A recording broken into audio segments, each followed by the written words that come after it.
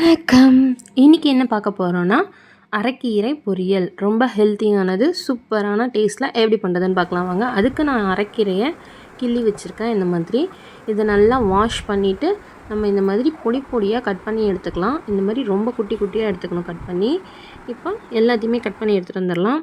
பாருங்கள், நான் எல்லாமே கட் பண்ணி எடுத்துகிட்டு வந்துட்டேன். இப்போ பொரியல் எப்படி செய்யுதுன்னு பார்க்கலாம் வாங்க. அதுக்கு ஒரு கடாயில் 1 ஸ்பூன் எண்ணெய், 1/4 ஸ்பூன் கடுகு, 1/2 ஸ்பூன் உளுத்தம்பருப்பு இதெல்லாம் போட்டு பொரிஞ்சதுக்கப்புறம் ஒரே ஒரு மிளகாவை கிள்ளி சேர்த்துக்கோங்க. வரமிளகாவை சேர்த்துட்டு லைட்டாக இது பண்ணிக்கோங்க. இது கூடவே 10லேருந்து ஒரு 15 பல் பூண்டு சேர்த்துக்கோங்க. சேர்த்துட்டு நல்லா வதக்கி விட்டுக்கோங்க. பூண்டு நல்லா வதங்கினதுக்கப்புறம் நம்ம கீரையை சேர்த்துடலாம். இப்போ பாருங்கள், பூண்டு வதங்கிடுச்சு. நம்ம கட் பண்ணி வச்சுருக்க கீரையை எல்லாமே சேர்த்துக்கோங்க.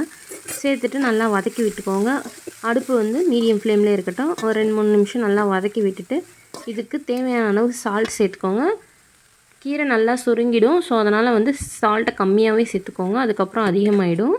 லைட்டாக சேர்த்துட்டு கலந்து விட்டுக்கோங்க. இப்போது லைட்டாக தண்ணி தெளித்து விட்டுக்கலாம். ரொம்ப தண்ணி ஊற்றணும்லாம் அவசியம் இல்லை, ஏன்னா கீரையே நமக்கு நல்லா ஈரமாக இருக்குது. இப்போ மூடி வச்சு ஒரு 2 நிமிஷம் கழித்து ஓப்பன் பண்ணி பார்த்தீங்கன்னா நல்லா ஓரளவுக்கு வதங்கியிருக்கு. இன்னும் கொஞ்சம் வதங்கி இந்த தண்ணியெலாம் இழுத்து வரணும். அதனால தான் லைட்டாக தண்ணி தெளிக்க சொன்னேன்.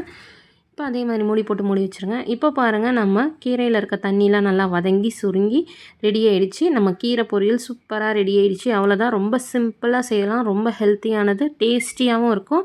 இது சூடான சாதத்தில் நெய் போட்டு வச்சு சாப்பிட்டிங்கன்னா செம்மையாக இருக்கும். இதே சாதத்தோடு கலந்து கீரை சாதமாகவும் கொடுக்கலாம். தயிர் சாதத்துக்கும் நல்ல சைடிஷ்ஷு. ரொம்ப அருமையாக இருக்கும். ஒரு தடவை இந்த மாதிரி ட்ரை பண்ணி பாருங்கள். இந்த மாதிரி வீடியோஸை தெரிஞ்சுக்க என்னோடய சேனலை சப்ஸ்கிரைப் பண்ணிக்கோங்க. தேங்க்ஸ் ஃபார் வாட்சிங்.